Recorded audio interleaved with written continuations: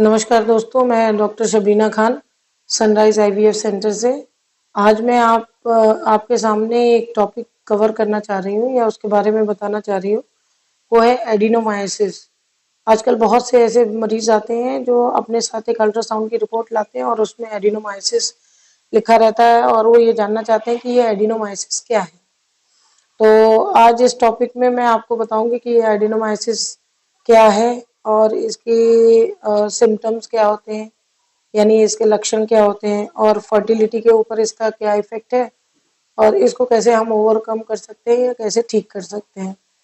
तो अगर हम एडिनोमाइसिस के बारे में अगर जानना चाहते हैं तो पहले हमें बेसिक चीज़ समझनी होगी कि जो यूट्रस है यानी जो बच्चेदानी है उसके अंदर 3 परतें होती हैं।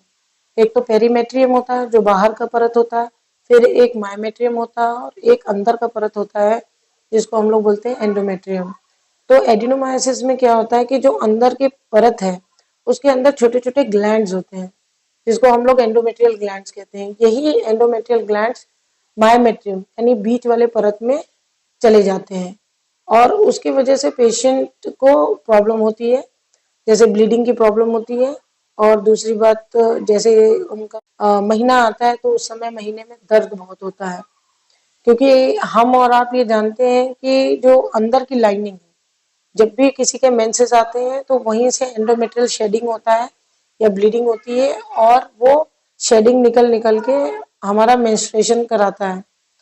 अब अगर मान लीजिए ये मायोमेट्रियम में ये ग्लैंड्स अगर वहां पे हैं तो ये शेडिंग मायोमेट्रियम में होगी और ये एक तरह से तनाव देगी उस मसल लेयर या बीच वाली लेयर में, जिसकी वजह से महीने के टाइम पे बहुत दर्द होता है। और इस केस में जो है यूट्रस यानी जो हमारी बच्चेदानी है वो बहुत बढ़ जाती है। अब अगर मान लीजिए यूट्रस बढ़ गया है यानी इसको हम लोग बोलते हैं कि बल्की हो जाना। अब एक और चीज जो हमें इसके बारे में समझना होगा, जो बहुत मुश्किल होता है कि हम अपने मरीजों को समझा पाए, कि जो अंदर की लाइनिंग है यानी एंडोमेट्रियम और मायोमेट्रियम, इन दोनों के बीच में एक जंक्शन होता है यानी एक मिलाप होता है। इसको हम लोग बोलते हैं एंडोमायोमेट्रियल जंक्शन। अब ये एंडोमायोमेट्रियल जंक्शन में ही प्रॉब्लम आ जाती है। अब अगर मान लीजिए प्रेगनेंसी के लिए कोई प्लान करता है तो नॉर्मल प्रक्रिया में ये होता है कि जो ब्लास्टोसिस्ट है यानी जो बच्चा ठहरने का प्रक्रिया है वो अंदर वाली लाइनिंग में होता है, लेकिन अंदर वाली लाइनिंग की कुछ पोर्शन या कुछ परत जो है अंदर और ऊपर की तरफ या दूसरे लाइनिंग में चली गई है, इसलिए ये बच्चा ठहरने में भी दिक्कत करता है। इसलिए बहुत बार ऐसा होता है कि ये एडिनोमाइसिस वाले पेशेंट इनफर्टिलिटी लेके हमारे पास आते हैं। पहले ये होता था कि ये एडिनोमाइसिस 40 या 50 साल की लेडीज को होता था और इतना ज्यादा प्रोफाउंड नहीं था, लेकिन अब इसका इंसिडेंस बहुत बढ़ने लगा है। जैसे जैसे हम देख रहे हैं कि एंडोमेट्रियोसिस बढ़ रहा है, उसी के साथ साथ एडिनोमाइसिस भी बढ़ रहा है। इसमें अगर नेचुरल कंसेप्शन है तो भी मरीज को प्रॉब्लम हो सकती है, और मान लीजिए पेशेंट आईवीएफ प्रक्रिया से भी कंसीव करना चाहता है तो भी उसमें भी फेलियर के चांसेस ज्यादा रहते हैं। अगर हम ये देखें कि भाई कितने परसेंट चांसेस फेल होने के रहते हैं, तो हम ये कह सकते हैं 5 से 10% चांसेस जो है फेलियर के हो जाते हैं अगर एडिनोमाइसिस केस है तो।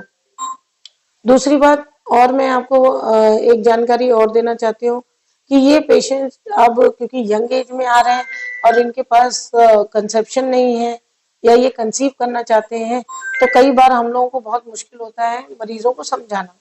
हम उनको समझा नहीं पाते हैं कि भाई आपको क्या किस टाइप की प्रॉब्लम है।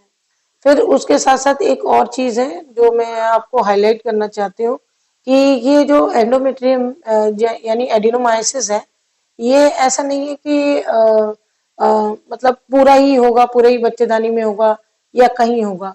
यानी ये 2 टाइप का हो सकता है, या तो फोकल हो सकता है या डिफ्यूज हो सकता है। फोकल मतलब एक लाइनिंग को उसने एक तरफ ही की ही पकड़ रखी है, दूसरे तरफ खाली है, ठीक है। कभी कभी ये पूरा ही फैलावा कर लेता है और इसको हम लोग बोलते हैं डिफ्यूज। जो डिफ्यूज एडिनोमाइसिस होता है वो ज्यादा प्रॉब्लमेटिक होता है। और अगर इसके साथ साथ एंडोमेट्रियोसिस भी है और डिफ्यूज एडिनोमाइसिस है तो कंसेप्शन के चांसेस बहुत ही खराब हो जाते हैं। अब सबसे बड़ी प्रॉब्लम ये है कि पेशेंट ये जानना चाहता है कि इसका हमारा इलाज कैसे होगा। इलाज के लिए अगर मैं बात करूं तो मैं कहूंगी कि पहले इनको हमें टैबलेट से ही ठीक करना चाहिए। अगर हम देखें तो इसके इलाज के लिए आजकल एक ड्रग जो डायनोजेस्ट चल आ गया है मार्केट में, उससे हम थोड़ा सा एडिनोमाइसिस को कंट्रोल कर लेते हैं, या ल्यूप्रोलेड एसीटेट वगैरह यूज करते हैं। अगर मान लीजिए आईवीएफ साइकिल भी कर रहे हैं तो पहले हम ये इंजेक्शन देके एडिनोमाइसिस को थोड़ा सप्रेस करते हैं और फिर करते हैं। बात की जाए ऑपरेशन की, तो पहले ऐसा होता था कि जिसको भी एडिनोमाइसिस होता था तो उसकी यूट्रस ही निकाली जाती थी, यानी हिस्टेक्टमी ही करते थे। लेकिन अब एक जो ऑपरेशन है बहुत मुश्किल होता है, जिसको हम लोग बोलते हैं एडिनोमायोमेक्टमी, यानी जहां जहां उसकी परत है, यानी उसका फैलावा, जो एंडोमेट्रियल ग्लैंड्स मायोमेट्रियम में एम्बेडेड है, वो चीजों को हटाना। यह ऑपरेशन बहुत ही मुश्किल ऑपरेशन भी होता है, लेकिन अब होने लगा है। तो अगर मान लीजिए किसी को अगर दवाइयों से नहीं फायदा होता है तो एडिनोमायोमेक्टमी भी करा सकता है और उसके बाद ये कंसेप्शन का सोच सकता है। अब पेशेंट अगर एक बार कंसीव हो जाता है, तो मैं सिर्फ एक नॉलेज के लिए बता रही हूँ, अगर एक बार पेशेंट कंसीव हो जाता है तो एक तरह से महीना रुक जाता है मरीज का। तो ये जो एडिनोमाइसिस की प्रॉब्लम है ये भी रुक जाती है, और जो इसके छोटे छोटे ग्लैंड्स जो मायोमेट्रियम में आ गए हैं या हैं वो श्रिंक कर जाते हैं, यानी खत्म से हो जाते हैं।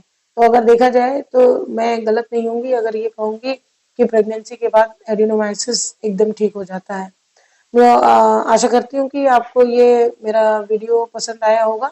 इससे रिलेटेड अगर आपके कोई डाउट्स हो या फिर कोई क्वेरीज हो, या आपके पास कोई ऐसा पेशेंट हो जिसको एडिनोमाइसिस आ रहा हो, तो वो मुझसे कंसल्ट कर सकता है। इसमें मेरा हेल्पलाइन नंबर, मेरा ईमेल और ये सारी चीज़ें हैं जिस पे आप मुझसे इसके बारे में और जानकारी और इलाज के बारे में बात कर सकते हैं।